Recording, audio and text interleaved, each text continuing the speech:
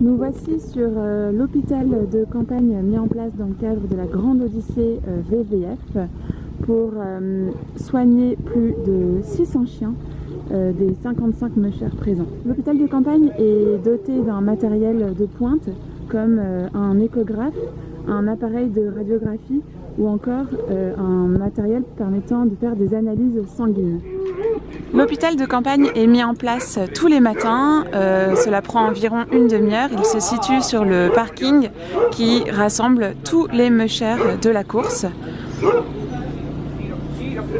Alors je m'appelle Sandrine Pesard, je suis vétérinaire en chef de la Grande Odyssée WWF. Nous sommes une équipe de 12 vétérinaires qui sommes sur le pied de guerre dès le matin pour pouvoir assurer les meilleurs soins possibles sur les chiens de la compétition.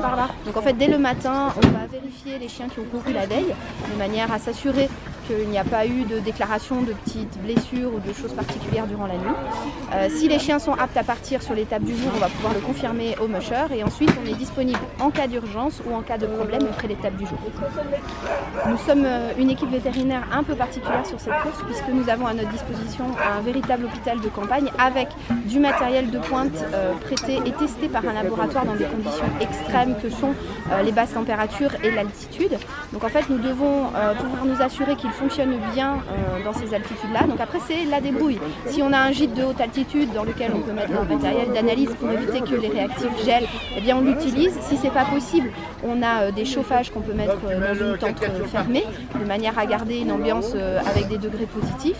Et puis tout ce qui est matériel d'imagerie, eh bien on s'est rendu compte qu'il fonctionne quand même pas mal du tout dans les basses températures.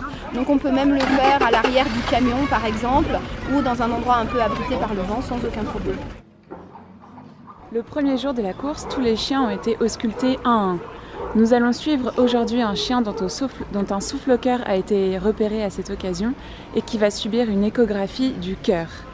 Elle se situera dans un restaurant d'altitude où a été mis le matériel afin qu'il ne craigne pas trop le froid.